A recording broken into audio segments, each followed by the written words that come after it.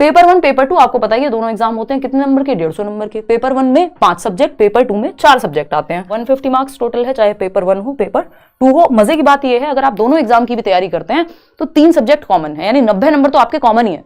90 number पे qualified होता है व्यक्ति, तो 90 नंबर तो कॉमन ही है। कौन से? सीडीपी, जो मैं आपके साथ डील करती हूँ, सबसे महत्वपूर्ण सब्जेक्ट है पूरे एग्जाम के लिए। इसलिए नहीं क्योंकि मैं सीडीपी पढ़ाती हूँ तो इसलिए कह रही हूँ कि नहीं सीडीपी सबसे ज्यादा जरूरी है, एक्चुअल में इट इज मोस्ट इंपॉर्टेंट।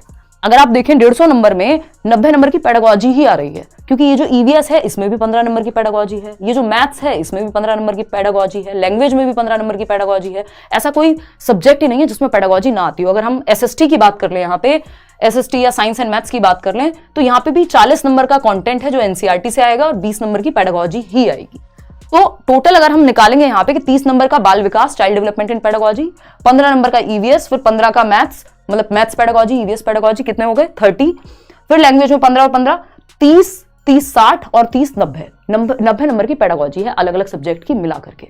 तो पेडागोजी को इग्नोर नहीं किया जाता। पेडागोजी की समझ सबसे बेहतर तभी बनती है जब आपका सीडीपी स्ट्रांग हो। तो समझते हैं कि इन सबको समझें कैसे, क्या कहां से पढ़ें क्या चीज, थोड़ा सा ये भी देख लेंगे। तो अगर हम यहां देखें सीडीपी बाल विकास, अच्छा ध्यान में रखना ये 6 से 11 वर्ष के बच्चे को ध्यान में रख करके यहाँ पे क्वेश्चंस का आंसर देना होता है पेपर 1 में, और 11 से 14 वर्ष के बच्चे को ध्यान में रखना होता है पेपर 2 के लिए, क्योंकि ये 6th to 8th का लेवल है। तो एज ग्रुप आपका 11 से 14 मिलेगा आपको, ठीक। 6 से 11 वर्ष का बच्चा, 6 साल का बच्चा पहली क्लास में जाता है, तो 1st to 5th क्लास के लिए जो बच्चा है उसको आपको ध्यान में रखना है आंसर्स करते समय। ईवीएस की अगर हम बात करें तो ईवीएस की जो एनसीईआरटी है 3rd to 5th की, या तो आप वो अलग से पढ़ें या यूट्यूब पे भी मैंने वीडियोस बनाए हुए हैं, या फिर अगर आप बैच में हैं तो फिर आपको कुछ और करना ही नहीं है, ना अलग से किताब लेनी है, ना कोई मॉक टेस्ट लेना है, ना कोई अलग से कुछ भी नहीं पढ़ना, सब कुछ बैच में आपको नोट से लेके एक्सपेक्टेड क्वेश्चन से लेके सब कुछ मिल जाएगा सारी सब्जेक्ट्स का।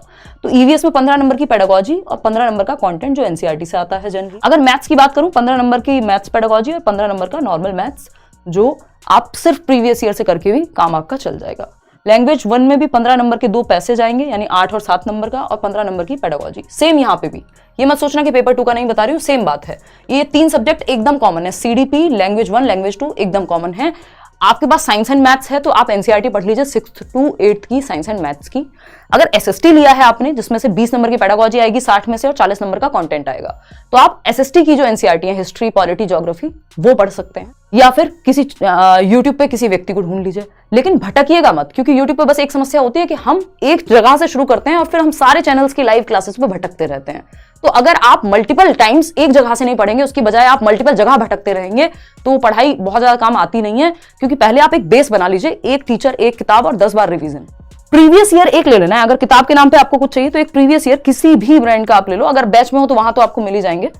प्रीवियस ईयर ले लो। प्रीवियस ईयर को ध्यान में रखना बहुत जरूरी है। बिना पहले क्वेश्चंस कैसे आए हुए हैं पिछले 4-5 सालों में, ज्यादा नहीं, मैं ये नहीं कह रही आपसे कि आप 10 साल के कर लो, सिर्फ 4-5 सालों के, 2018 से अब तक भी अगर आप कर लोगे, या इवन ऑनलाइन पेपर से लेके 2021 वाले से लेके और अब तक भी कर लोगे तो इनफ हो जाएगा। नोट्स भी आपको दिए हुए हैं, फ्री नोट्स भी दिए हुए हैं, कंटेंट की कमी नहीं है, आपकी सीरियसनेस, आप रेगुलर कितना पढ़ पा रहे हैं, है ना, उसकी जरूरी, उस चीज पे फोकस करना जरूरी है। सिर्फ एनसीईआरटी और कुछ नहीं। मॉक टेस्ट भी लगाने हैं पेपर से पहले, एक बार प्रीवियस ईयर पे नजर जरूर मारना।